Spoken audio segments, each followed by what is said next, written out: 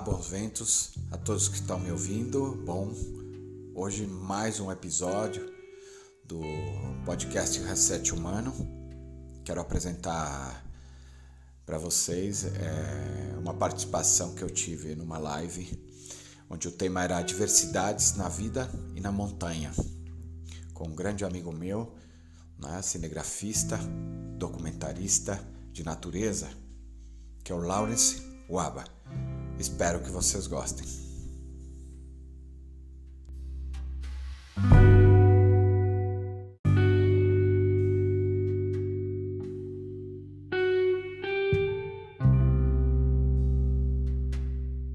Fred, para começar, você nasceu no Chile, se identifica como montanhista sul-americano, mas a gente tem o hábito de chamar o pessoal de alpinista.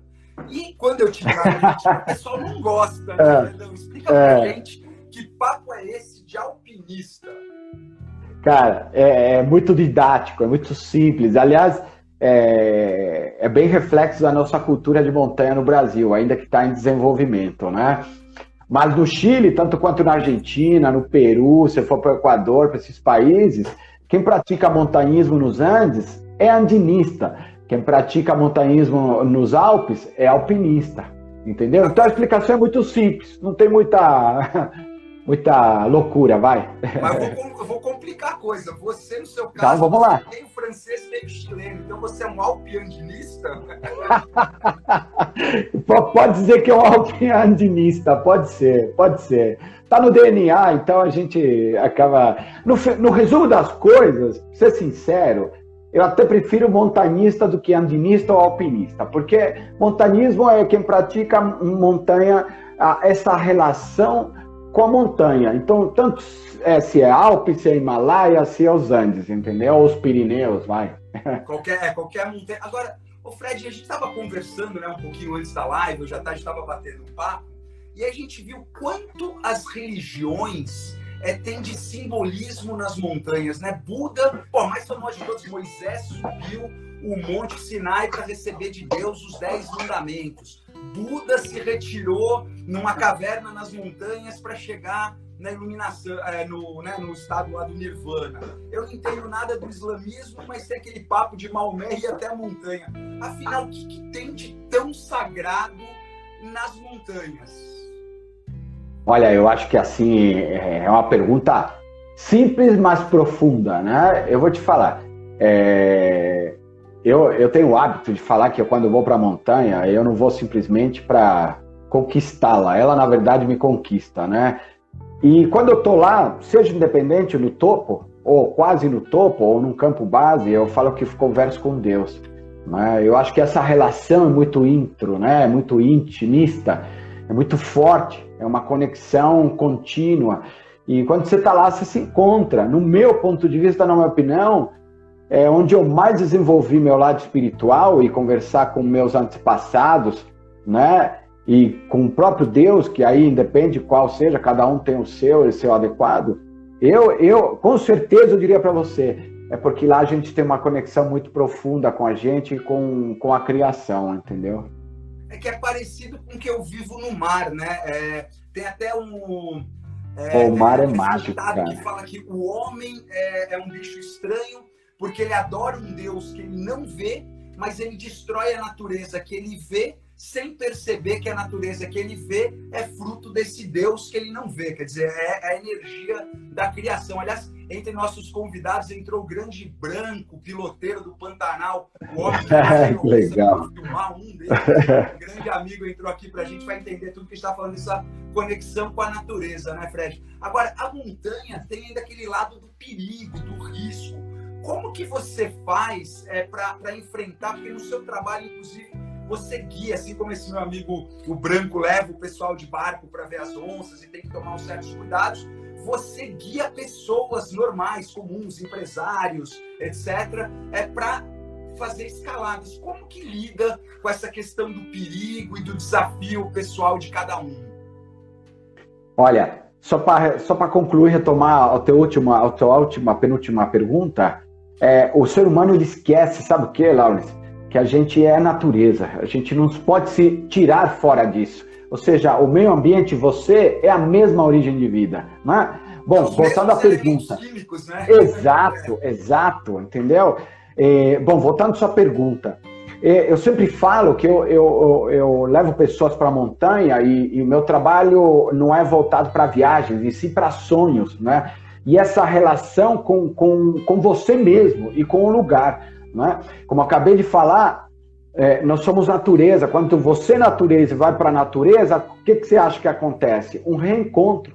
E nesse reencontro é que começa a conexão. Né? A religião, religar, né? Você tem esse encontro com a natureza. Outra presença ilustre acompanhando a gente é o querido Coronel Rabelo, lá da Serra do Polar, que são as montanhas, né? O Pantanal é uma grande bacia que termina nessas montanhas que fazem a cadeia de montanha que depois vai para a Bolívia. Você, como montanhista da América do Sul, nascido no Chile, mas que vive há muitos anos no Brasil, você já escalou em quais países, em quais montanhas?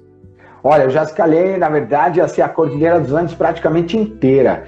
Eu, desde moleque, levantei um sonho, e tem muita influência do meu pai, que falava e valorizava muito a Cordilheira dos Andes, e os indígenas, né, dos Andes, o povo nativo, e para mim sempre foi um sonho assim, eu quero crescer, e eu morava aos pés de Santiago. Imagina, em frente da minha cara tinha o Plomo e tinha a Serra de Ramon, que eu chamo de Serra de Santiago.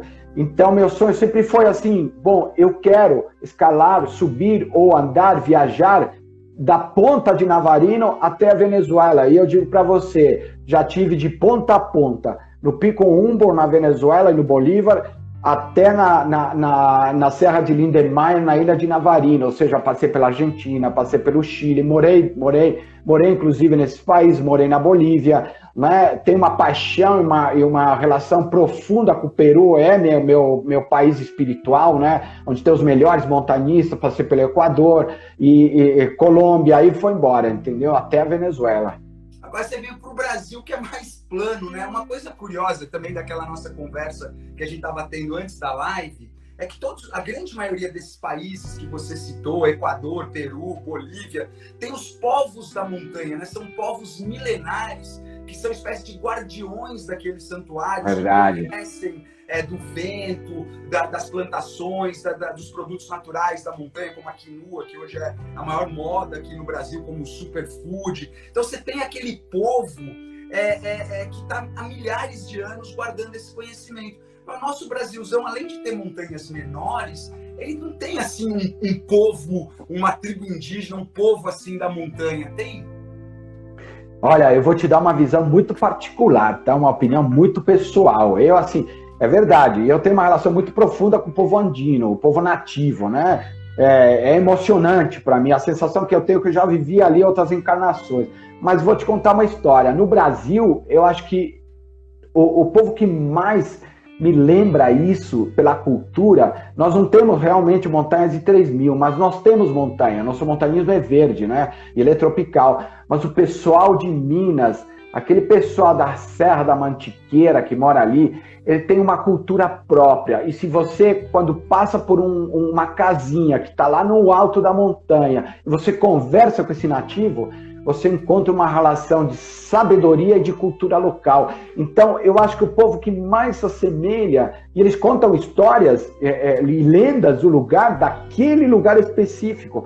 Então, eu diria que o povo que mais se assemelha, eu acho que próximo disso é o povo mineiro, e principalmente naquela região da Serra da Mantiqueira, sabe? Papagaio, São Lourenço, e aí vai até mais para frente, até lá, apesar que a Mantiqueira entra em São Paulo também, mas essa região para mim é muito particular.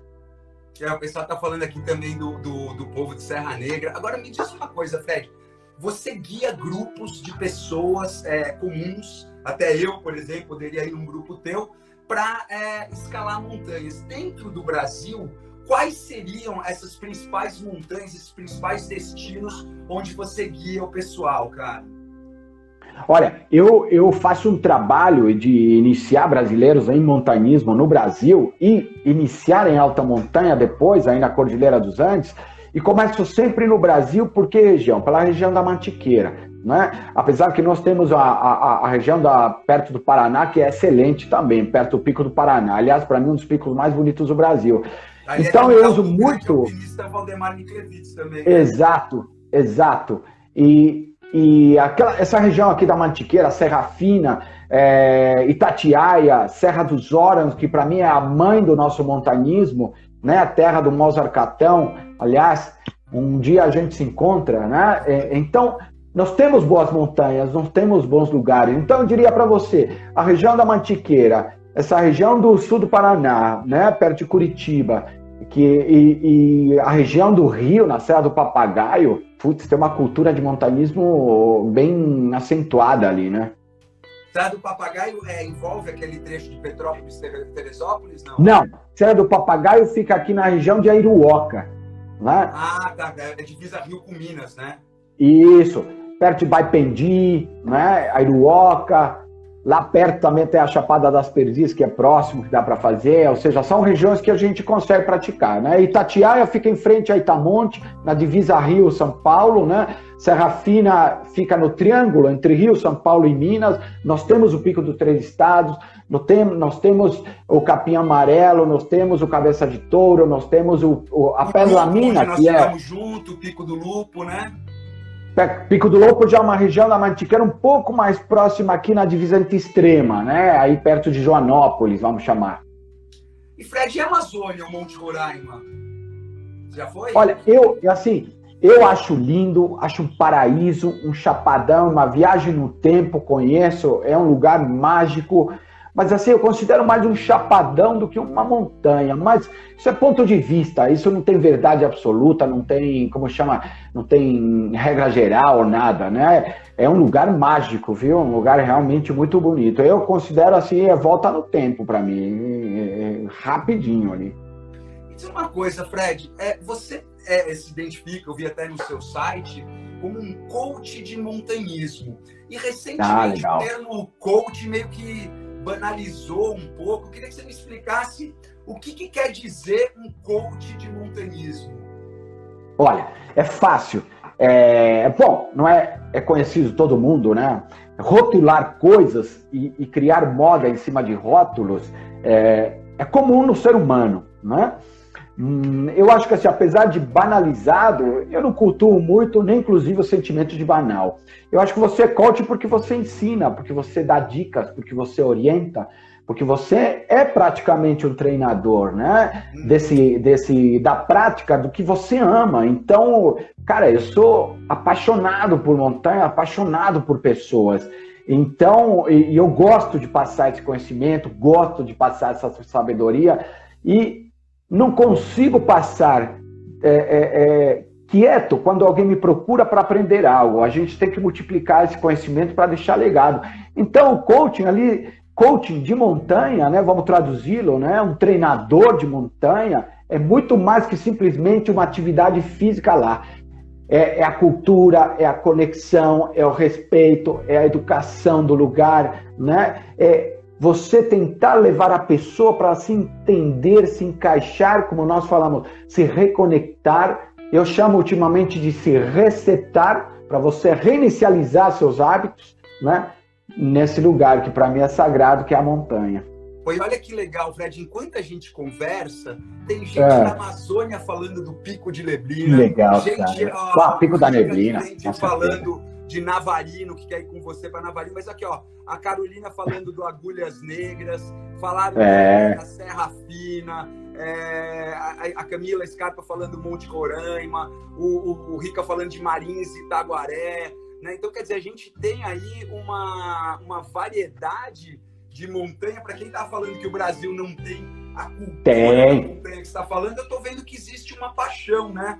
Então, o que eu queria dizer é o seguinte: por exemplo, se eu, Laurence, que sou um cara do mar, mas eu tenho essa relação parecida com a que você tem na montanha, né? Sempre que eu vou entrar no mar, eu peço licença, eu tenho aí Faço a mesma coisa, você tem os seus da montanha. Quando você leva um cara que nem eu, por exemplo, eu não tenho habilidade técnica, já fiz rapel, mas eu não sei fazer crampon, enfim, não tenho as habilidades técnicas de andinismo, de montanhismo, de escalada mesmo, né?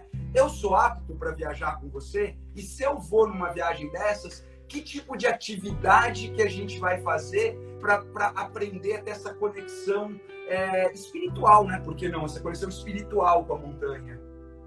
Olha, o primeiro passo, Waba, é ter a atitude, né? E combinado com a atitude é você sonhar. Se você não sonha, você não se movimenta. O ser humano povoou o planeta a pé, não foi de carro, nem de 2 rodas, né? Povoamos o planeta a pé, Waba. Sabe o que é isso? De ponta a ponta. Intempéries, o calor do deserto, o frio do Ártico, a altitude das montanhas, o alagado, né? Impressionante. Com certeza. Então, a partir do momento que você sonha e tem atitude, e hoje em dia fica muito fácil você procurar um bom profissional. Procurar um bom profissional, a primeira avaliação que você tem que fazer, Waba, é se autoconhecer. Estou realmente em boas condições para praticar esse esporte? Né? É aquilo que eu chamo de autoconhecimento. Se você se conhece e entende que sim, ótimo. Você não precisa saber tudo. Por quê? Um profissional, como no meu caso, ele te empresta o conhecimento técnico, onde você vai aprender, né? Mas você tem um bom preparo físico, tem um bom condicionamento mental, né? Essa união, dificilmente você não vai para frente, você dificilmente não evolui. Então, eu diria para você... Adaptando aqui para a atividade que eu tenho familiaridade, que é o mergulho, a gente fala assim, qualquer um pode praticar o mergulho. Numa aguinha rasa, num lugar abrigado, uma pessoa... Tem até o programa do batismo, que é como se fosse o voo duplo do paraquedista, né? Um instrutor te leva, e aí você faz aquele basicão, até 8 metros de profundidade, tal, respira embaixo da água, vê os peixinhos. Aí, à medida que vai surgindo o seu interesse, você vai se qualificando, fazendo os cursos de especialidade, fazendo, enfim, mergulhos guiados, até que você passa a ter autoconfiança e autoconhecimento para poder fazer os seus próprios mergulhos. Eu imagino que na sua atividade também, né? Quer dizer, você não vai pegar e levar um empresário de São Paulo para subir o Aconcagua, mas tem programas igual o batismo do mergulho. Por exemplo, o pico que nós fizemos em Extrema, praticamente qualquer um pode ir, né? Sim, tem. Sabe que tem? A partir daquilo que eu estava falando, se eu tenho condições, se contratou um profissional, o que eu faço? Uma pessoa que me procura como um sonho para o Aconcagua, eu preparo ela, né? Então, eu vejo as condições reais dele e encaixo nas condições evolutivas. Por exemplo, um Aconcagua tem quase 7.000 metros. Então, eu faço uma serra fina, eu repito uma serra fina, faço uma serra dos órgãos, uma serra do Papagaio. Para quê? Para condicionar ele mentalmente, para ele reconhecer o ambiente como normal, montar uma barraca, tomar uma chuva, passar calor e etc. Quando eu inicio em alta montanha, eu levo sempre ele para quebrar os 5.000 primeiros. Seria a prática como batismo em alta montanha. Quebrou os 5.000, às vezes eu recomendo, refaça, repita, 5.500, 5.800, tá? Para depois você quebrar uns 6.000. Quebrou os 6.000, aí sim. Aí eu diria para você, normalmente quem quebra os 6.000 para cima, com certeza está apto a atingir uma montanha de 7.000 como a Aconcagua quase, né? Então, assim... Fred, só uma coisa, você está falando dos vários números, 5.000, 6.000, mas uma coisa que eu noto em você, que eu admiro muito, é que você não tem esse caráter competitivo, né? Eu quero bater o recorde, eu quero subir no Everest, até que você está conversando que você não tem essa atração tão grande pelo Everest, você prefere os lugares não comerciais, por assim dizer, né? Qual que seria a diferença do montanhista mais, assim, vou chamar de espiritual, que nem você, ou do montanhista mais competitivo, não sei se tem um nome, atlético, enfim, que busca colecionar recordes? Olha, eu gosto de separar assim, eu acho que não tem assim qual é o melhor e qual é o correto, qual é o certo. Eu acho que aí é ponto de vista e cada um se entende e se conhece como acha adequado. Eu costumo separar assim, o montanhista espirituoso, o montanhista talvez com um ego mais avançado, que não é problema, né? Um alto ego, vamos chamar. Eu não sei, talvez tenha um que reúne os dois, e eu me encaixo nesse, porque eu acho que eu sou um cara espirituoso, mas muito competitivo. Eu sempre fui muito competitivo, Waba, comigo mesmo. Meus recordes são importantes. Eu não subo a montanha mais alta para dizer para o mundo inteiro que eu subi a montanha mais alta.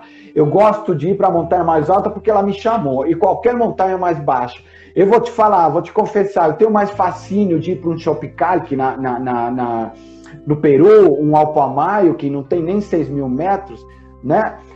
mas é altamente técnica, né? Ou Marmolejo, que tem 6.000 e pouco, né? Que são montanhas técnicas, não tão altas, mas são o quê? São intimistas, são desafiadoras. Eu quero entender essa relação com esse lugar, né?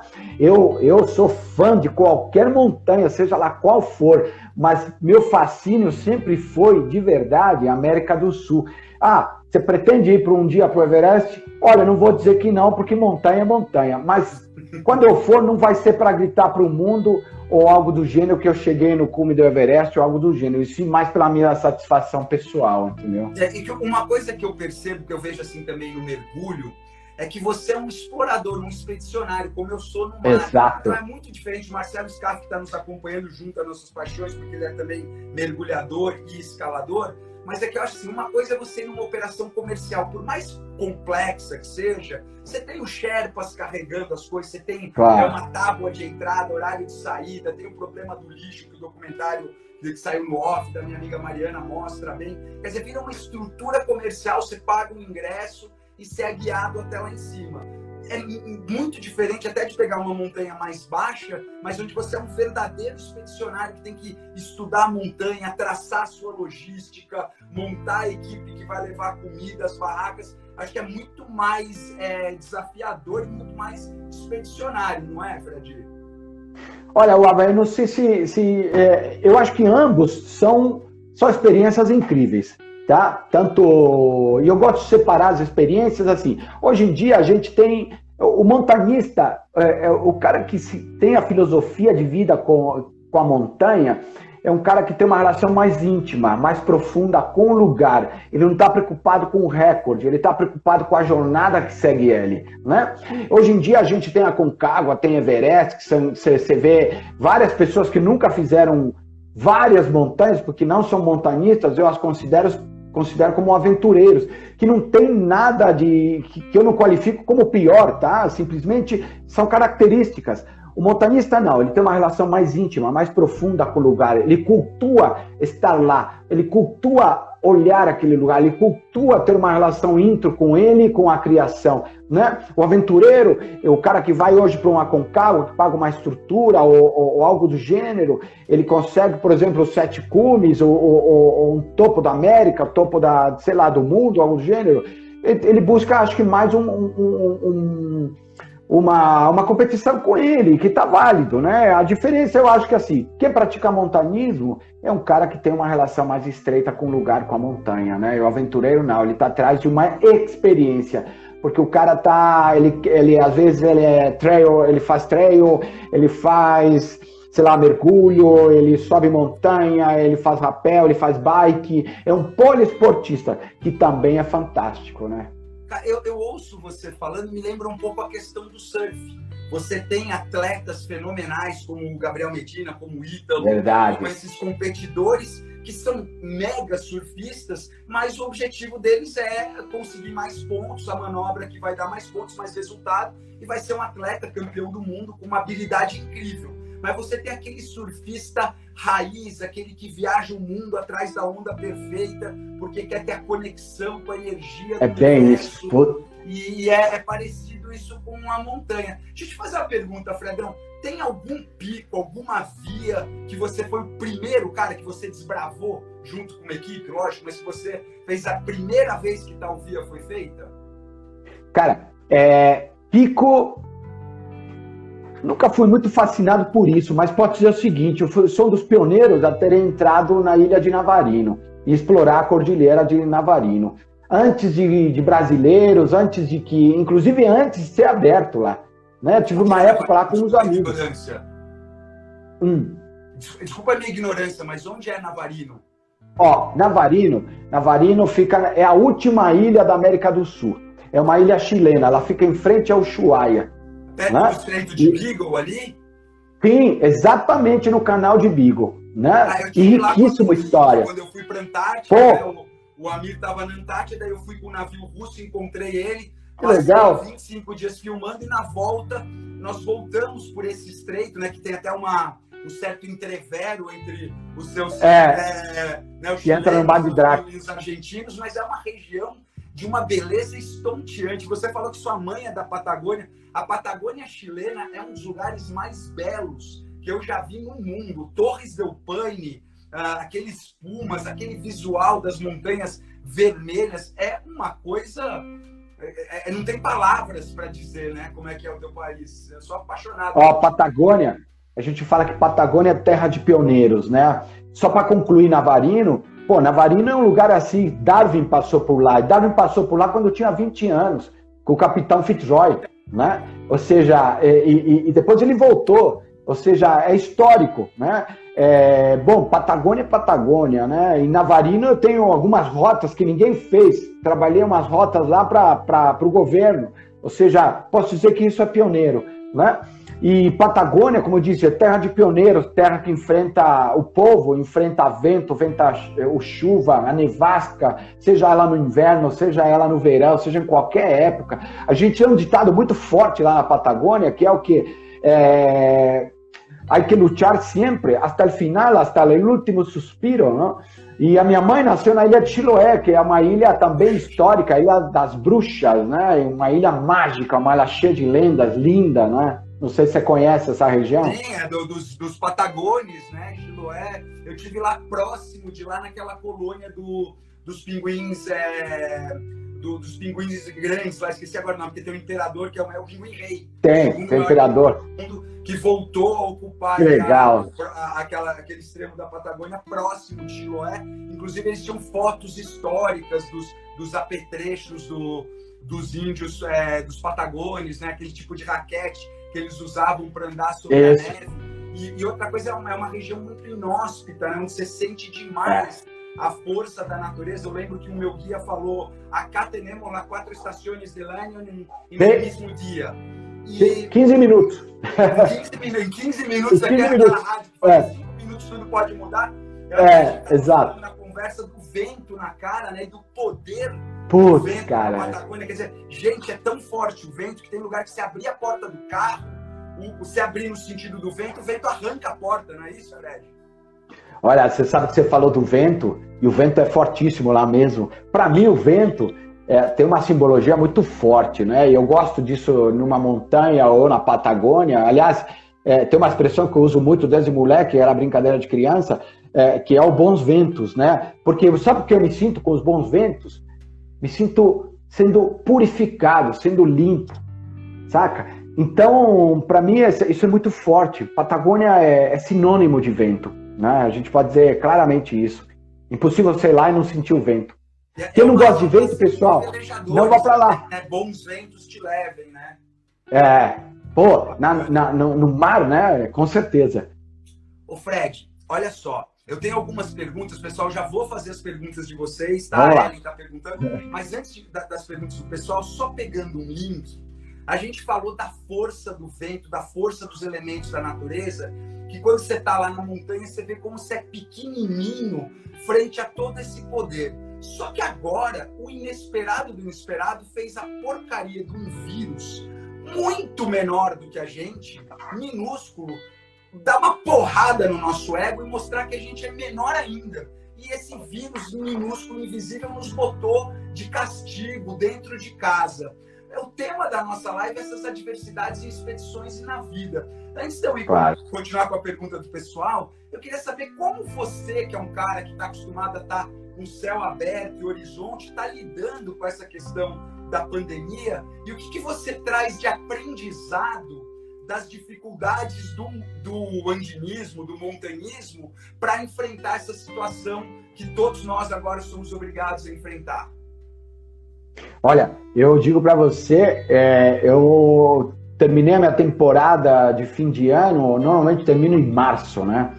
E tinha acabado de voltar de uma temporada fantástica, com cume no Vulcão São José, com clientes de Navarino e outras montanhas. Cheguei, fui para uma jornada de montanismo no Rio, né? Sensacional também. Voltei e aquele baque, né? Tudo fechado. Primeiro momento para mim, confesso que pegou. Mas como no montanismo a gente pratica uma coisa que é protocolo, pelo menos comigo, e eu multiplico isso, a primeira coisa quando você enfrenta uma situação inesperada, que você faz? Você reconhece a situação. você olha, observa, reconhece, assimila para você essa situação. Então, eu levei mais ou menos um mês fazendo esse processo. Até me convidavam para fazer lives, mas não me achavam em condições de fazê-las. E a partir do momento que eu me senti, bom, já entendi inclusive qual é a minha missão agora na pandemia, né? É multiplicar um pouco de sabedoria, é multiplicar um pouco de conhecimento, é multiplicar positivismo, é conversar com meus amigos, conversar com clientes que viajam comigo, como eles estão, né? E o grande aprendizado, um dos grandes aprendizados que eu pratiquei, eu acho que foi o quê? É praticar a amizade. E a principal amizade, Uala, é com você mesmo, né? Se gostar mais, se conhecer mais. Não que você não se goste, mas se gostar, inclusive, nessa condição. E aí você pratica o quê? Eu tenho praticado muito tolerância, né? Eu gosto muito de falar, cara. Uma mistura italiana aí, imagina, espanhol, etc. E tenho tentado ouvir mais, cara. No Brasil, falar não é problema, né? Não, e tenho tentado ouvir mais, cara, e falar menos. E é um exercício contínuo. Tenho ouvido mais um pouco a minha filha, meus filhos, de alguma maneira. Tenho tentado aplicar um outro olhar para a família, para os amigos, para o mundo. Outro dia eu acordei e comecei a ouvir música clássica. Você sabe há quantos anos eu não ouvia música clássica? Sei lá, eu nem lembrava mais. Cara, foi maravilhoso. Eu até agradeci aquela coisa, pô, você começa a achar, pô, obrigado pandemia. Ou seja, essa situação intro, né, aliado com o conhecimento de saber enfrentar situações críticas, isso casado me trouxe uma sensação que hoje em dia eu me sinto muito confortável, fortalecido. Não me incomoda ficar em casa, eu saio raríssimas vezes, saio somente para comprar algo e voltar, né? E digo, fique em casa, até tudo se normalizar, né? Eu estou na mesma situação que você e, de novo, a gente fala do mar e da montanha e como as coisas são semelhantes. No mergulho, é lógico que você tem menos tempo, você está embaixo d'água respirando, mas você passa qualquer dificuldade que você tem, pare, pense e aí aja. Né? Que é a mesma coisa que eu reconheça. É lógico que eu não tenho um mês embaixo d'água. Se eu me enroscar num cabo, eu tenho que parar, entender a situação e achar uma solução. Mas não sair fazendo a coisa sem pensar e correndo. Eu concordo 100% com você. Agora, é uma dificuldade, né, ficar preso. Eu hoje mesmo tive o privilégio, fui buscar meus filhos que estavam com a mãe lá no interior, e hoje eu fiz uma trilha, quem quiser depois dar uma olhada no stories. Delícia! E nós abraçamos um jequitibá de 300 anos. Eu volto muito energizado, e agora eu tô pronto para ficar aqui no apartamento mais um tempo.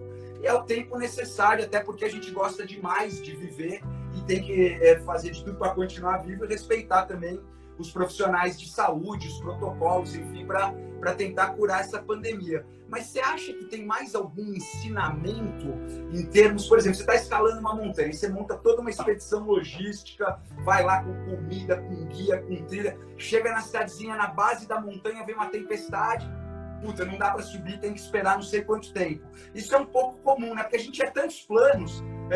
Eu em maio ia estar na Indonésia, em junho na África do Sul, agora em julho estava indo para o Pantanal com os meus filhos. Tinha um monte de planos e, infelizmente, eles têm que ser adiados. A gente tem o caminho de ficar lamentando, dando murro na parede, eu tenho o caminho de tentar se reestruturar e esperar o momento certo de realizar o sonho. Você não acha que isso é comum com a organização de uma grande expedição de montanha? Não, com certeza. A gente é muito... Você sabe que eu dou treinamento, inclusive, disso, né? Para corporativo. Eu falo sobre planejamento, né? Você se planeja a vida inteira, perfeito. Pô, planeja aquilo, eu quero ser isso, aquilo, outro. Uma expedição não é muito diferente. Mas sabe o que eu falo sempre, Waba? Eu falo, a gente tem que se planejar para dar errado. Você fala, pô, que loucura, cara. Como se planejar para dar errado? Sim, sabe por quê? Quando você se planeja para dar errado, o que acontece? Você já tem na mente um condicionamento de que o que fazer, como fazer na situação 1, ou 2 ou 3. Não tenho nenhuma das 3 situações planejadas, como aconteceu agora, né? Eu tive que reinventar, na verdade, uma nova forma de viver e de lidar, onde o meu dia é preenchido um dia de cada vez, que nem na montanha. Como eu sempre falo para as pessoas que viajam comigo, pessoal, um passo de cada vez vai nos levar até o campo base, que amanhã vai nos levar até o cume. O nosso objetivo possível é o próximo passo. O nosso objetivo possível hoje é o dia, é estar vivo, é agradecer. Eu diria que assim, fortificou meu aprendizado, né? De você valorizar o seu dia, né? Fortificou, eu tirei projetos da gaveta, Uaba, que estavam parados, porque o tempo me consumia, e o tempo, entenda-se, o sistema, né? Pô, eu tinha tempo, né? Então, eu resgatei isso. Então, e você se sentir feliz, mesmo preso, foi um reaprendizado, né? A gente fala, pô, posso até estar ansioso em querer voltar a estar com a montanha, e eu sinto, né? Muita essa falta. Ô, Fred, só em cima do que você falou, exatamente a pergunta aqui da Ellen. Tem algum pico? Qual o seu próximo sonho de montanha? Algum lugar, alguma coisa que você tá sonhando aí? A Ellen pergunta. Olha, eu tenho muitos sonhos, Ellen, viu? Obrigado pela pergunta. Olha, eu tenho muitos sonhos, mas atualmente, meu sonho é muito simples atualmente, né? Sair disso e ter a possibilidade de voltar para uma Pedra da Mina, para um Pico do Papagaio, né? Porque eu sei que eu consigo subir muitas montanhas aqui da América do Sul, mas eu quero aquele que está mais próximo agora. Eu quero ter a possibilidade... Transtorno, entrar num avião, um aeroporto, visto, né? Eu também estava com essa mesma coisa, eu estava falando com os amigos, olha, agora o próximo passo, tudo bem que eu ia para a Indonésia, para Oceania, ia para África do Sul, ia para Bahamas, mas não interessa. Agora eu vou para Ilhabela, vou para... Por exemplo, hoje, a trilha que eu fiz hoje para abraçar esse jatobá na Mata Atlântica, é tão prazeroso você poder fazer uma pequena coisa, só de estar ao ar livre, sentindo o vento, que nem você falou, né? É muito bom isso. Mas só para concluir, Ellen, olha, além disso, sim, eu tinha um grande projeto que era para esse ano, e eu exatamente agora estaria me preparando para isso, que era subir o Chopicalque e o Alpamayo no Peru, na Cordilheira Blanca. Né? Onde são, duas montanhas, as duas, Chopicalque, né, e Alpamayo. São duas montanhas lendárias, né, do andinismo aqui na América do Sul. Quem é montanhista sabe do que eu estou falando. O Alpamayo é conhecida como a montanha mais bonita do planeta. Né? Você não conhece ainda? Não, eu conheço, já estive lá, mas você chegar lá novamente, e já faz muito tempo, seria um reencontro mágico que está programado agora, inclusive para aniversário, mas faz parte da vida. Na vida, a primeira lição que a gente aprende, né, que é ganhar e perder. E saber perder, não é derrota. Saber perder, na verdade, é voltar novamente melhor. Né? E ver o que você aprende com essa derrota para poder, né, ganhar lá na frente de novo depois, né? Que bacana. E outra, eu estava falando com meu filho hoje até isso, falei, a gente que tem o privilégio de comer 3 refeições por dia. Cara, que privilégio. Que come, a gente não tem direito, está com saúde, com certeza. A gente não tem direito de reclamar, né? São 55 mil famílias perderam seus entes. Eu sei, cara. Olha, gente precisa, aliás, dói. Nossas orações, nossos sentimentos para que quem esteja doente, convalescente, com certeza, cara. E para quem perdeu o ente querido, a gente tem que se solidarizar e parar de reclamar, porque tem tanta gente reclamando, e de repente a gente é privilegiado nesse momento, né? Tem mais cara, não dá para reclamar. Uma pergunta. Não dá para reclamar. É uma pergunta bem interessante. Estar na montanha é estar mais perto de Deus? Com certeza. Estar na montanha é mais perto de Deus. E não é pela altitude, mas é pela grande conexão. Eu falo que montanha, pedra, tem vida. Né? E tem muitas pessoas que viajam comigo que elas falam a mesma coisa. Montanha e pedra tem vida. Estar lá, com certeza, é estar mais perto de Deus, porque você conversa com você e você interage com essa criação. Eu gosto muito de, inclusive, nesses lugares, cara, eu tenho rituais, né? A gente falou agora há pouco, eu tenho rituais de levantar as mãos, né? E sentir a conexão, parece que um raio entra na minha mão e me sinto diferente. Isso para mim é comungar com Deus, né? Cara, que legal. Você sabe que eu tava vendo o pessoal aí mais esotérico, mais espiritualizado até do que eu, que tem tantas linhas que a gente acaba alguma... E o pessoal tá falando das criaturas vivas, falava do reino dos vegetais, reino dos animais e do reino dos minerais, dizendo exatamente com o que você certeza. falou agora, que as pedras têm vida. Você sabe que nos Andes, no Peru, a gente usa muito essa frase, e eu falo para todo mundo que viaja comigo, quem me conhece sabe disso. Eu falo, galera, água é vida, por isso que a gente tem que cuidar. porque a água que está aqui vai para alguém. E se você bebe, preenche os minerais que a gente não tem no dia a dia na cidade. Né? Porque uma água que desce uma geleira e desce a rocha, quando ela chega para você com teu squeeze ou algo do gênero para beber, ela está rica em minerais.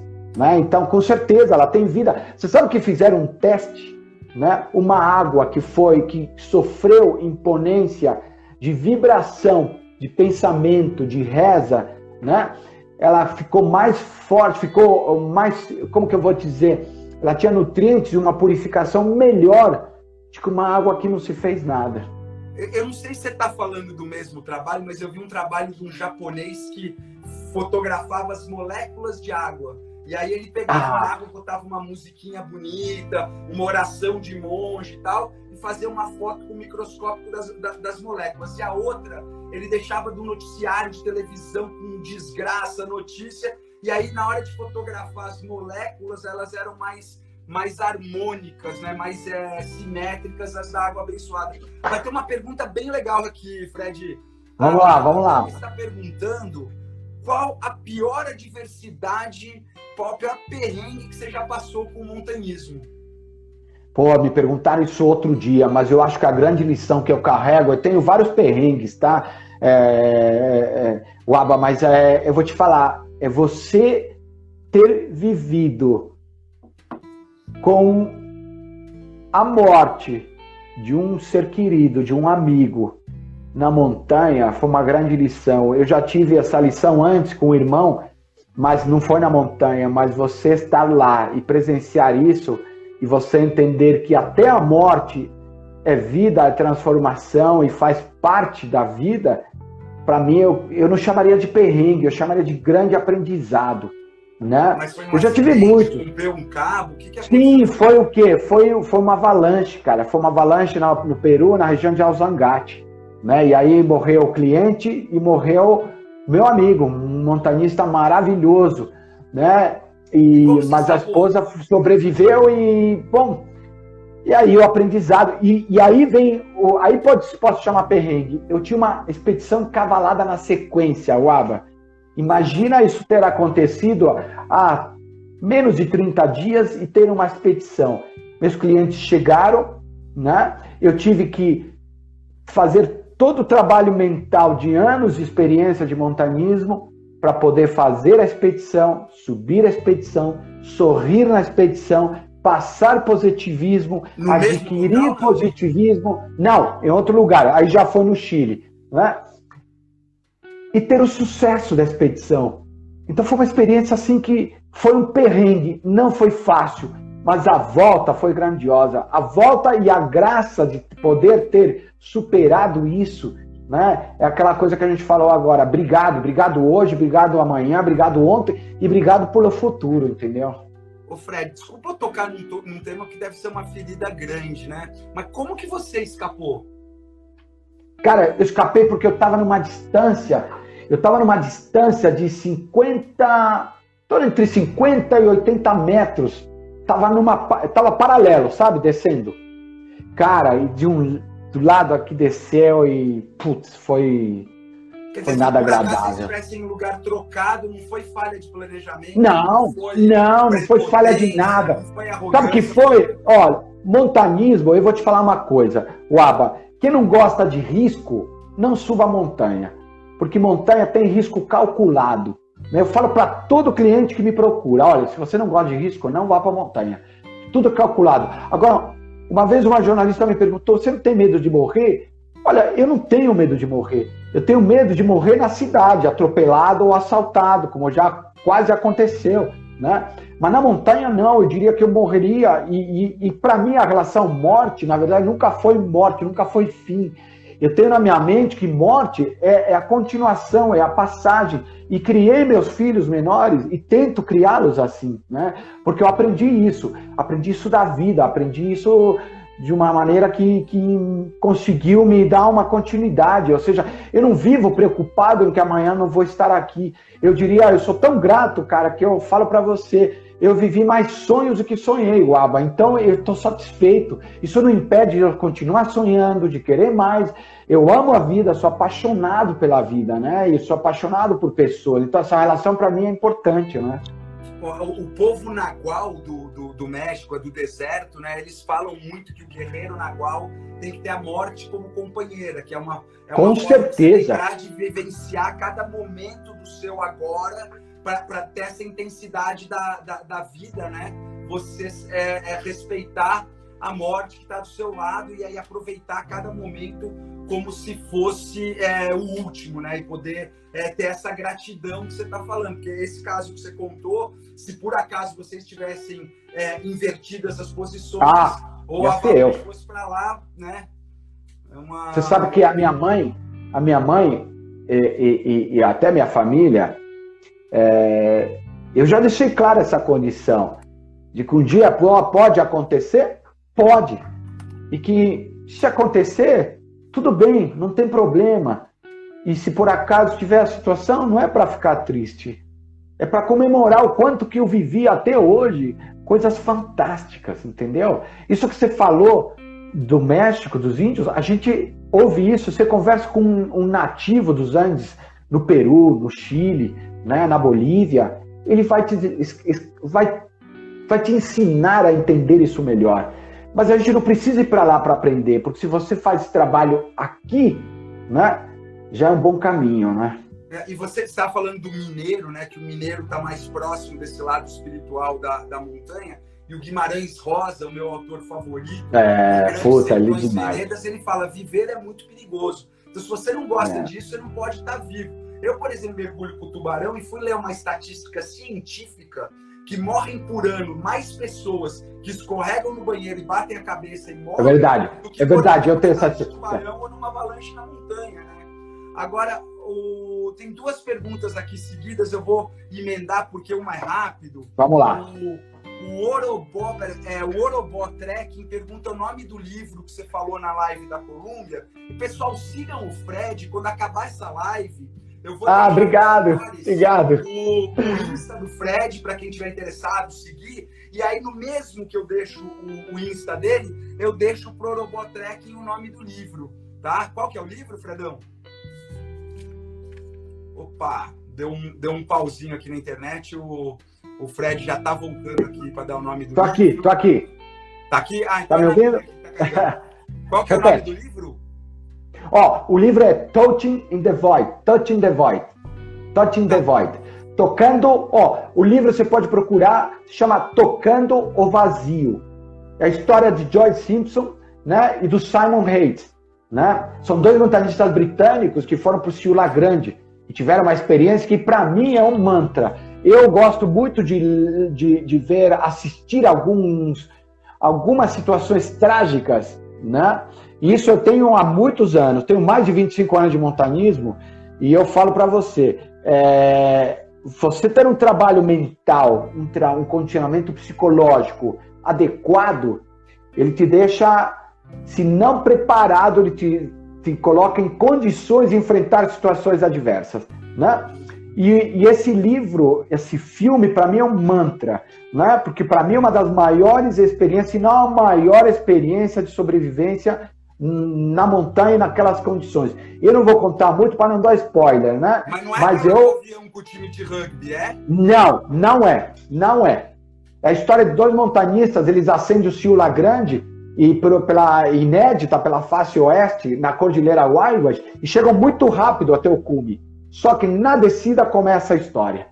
Né? Eu conto, inclusive... Assim que a gente acabar essa live, você me passa direitinho o título e os autores, e eu coloco no story junto com o seu Insta, para quem quiser fazer mais perguntas, para quem for te seguir, e daí já coloco pro Orobó Trekking o nome do livro certinho. Legal. Agora, o Guto tá fazendo uma pergunta bem polêmica.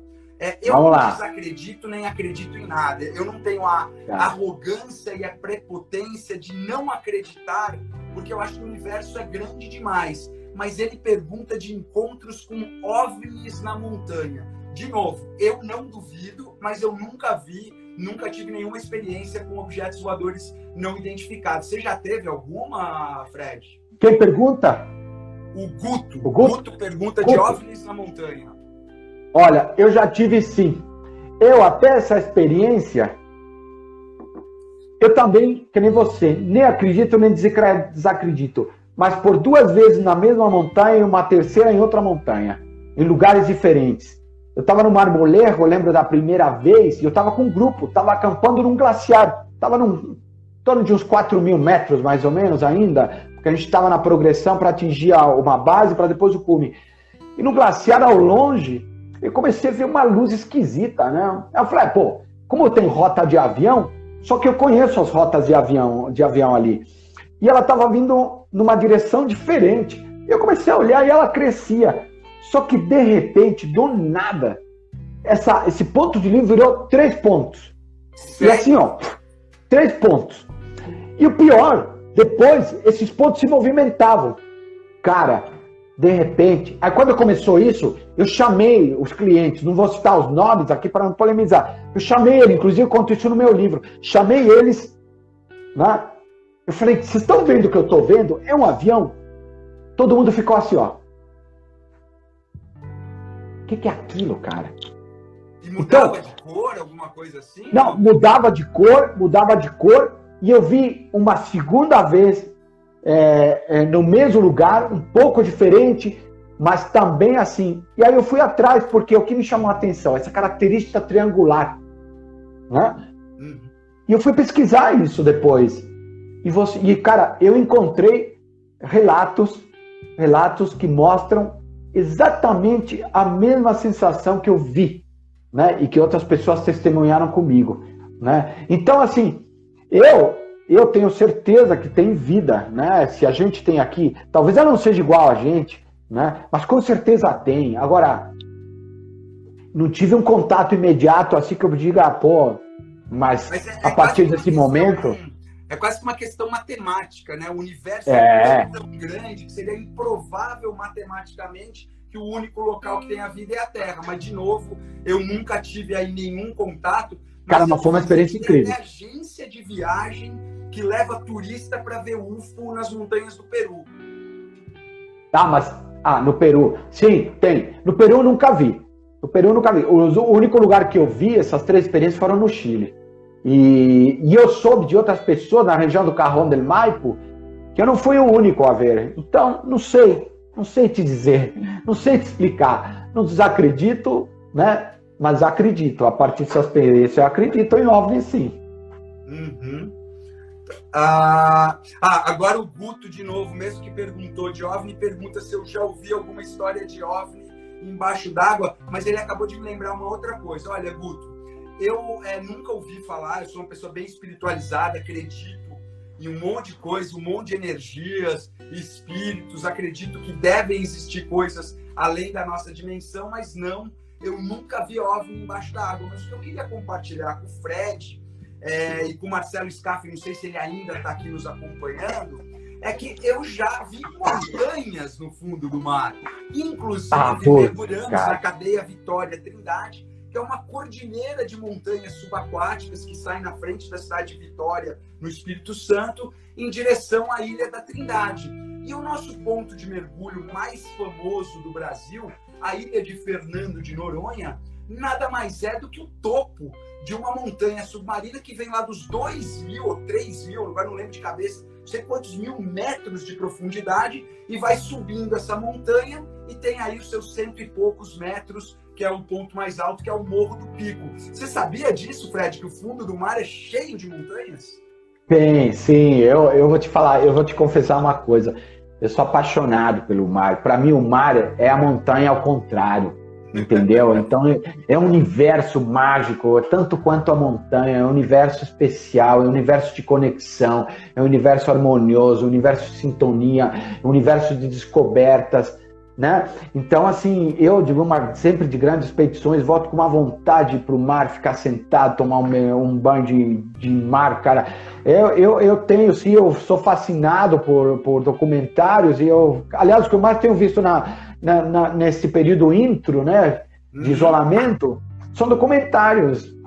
Tá aí legal que tem tanto acessível, né? Aliás, Aproveitando essa dica, Fredão, porque a gente tem só mais 5 minutos e o Insta vamos lá. corta a live quando dá 1 hora. Mas aproveitando essa dica, sempre nas minhas lives, eu tenho dado dicas de documentários, inclusive os de animais e os de mar, que são os que eu faço. O Noite na Terra, enfim, uma série de documentários que eu recomendei para o pessoal assistir. A gente tem aqui mais uns últimos minutinhos. O que você recomenda de doc que esteja acessível, Netflix, Amazon, enfim, documentários sobre montanha que eu mesmo vou ver com meu filho esse fim de semana? Olha, eu tenho visto vários documentários, né? Eu gosto muito do...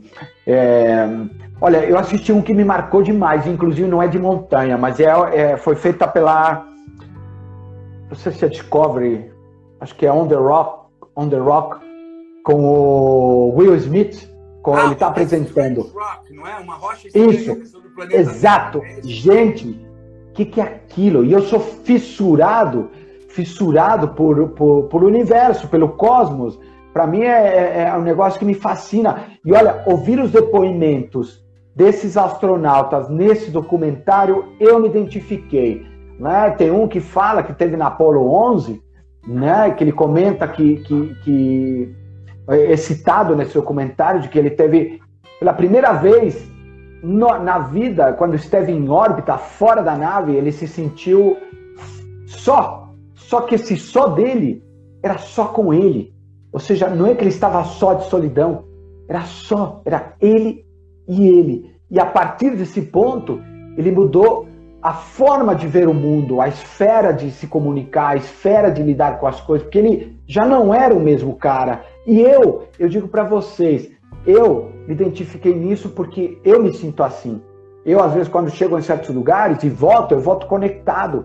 E, cara, tudo que eu olho ao meu redor, para mim é estranho. Eu fui do mundo corporativo, eu chegava para a reunião de segunda-feira, eu fui diretor de marketing, cara, todo mundo lá no estresse, no pico e tal, e eu não, cara. Eu tava conectado, sereno, porque o mundo para mim já era diferente. Controla o estresse. Fred, entrou Tem um documentário que eu... Nós temos 1 minuto e meio apenas. Tá, vamos embora.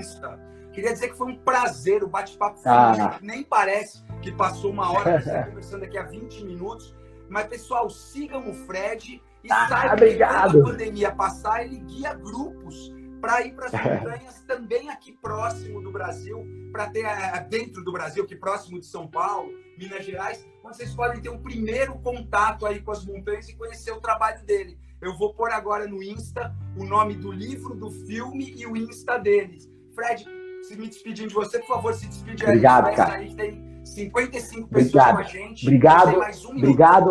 Obrigado, pessoal. Seja feliz, não por ontem, nem pelo que podia ser. Seja feliz hoje, por hoje. Uaba, obrigado. Tamo junto, sou seu fã. E obrigado, Colômbia. Pô, eu também. Obrigado, Colômbia. E vamos fazer uma caminhada de novo aberta pro pessoal. Comprometido. Ou para algum lugar desse. Fechado. São Francisco Xavier. Vou te levar pro Pico do Papagaio. Bora, algum lugar que seja simples, que a gente possa fazer num fim de semana, vamos eu e você junto. Tá bom, meu amigo. Obrigado. Vai ser mágico, com certeza. Lá? Pessoal, obrigado aí pela presença de todo mundo. Se lembrem das palavras do Fred. Sejam felizes agora.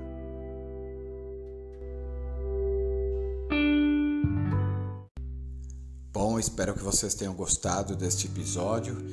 Ele é extenso, mas rico em conteúdo, uma dinâmica bem diferente, né? E, bom, espero vocês no próximo episódio. Uma excelente semana. Muito obrigado.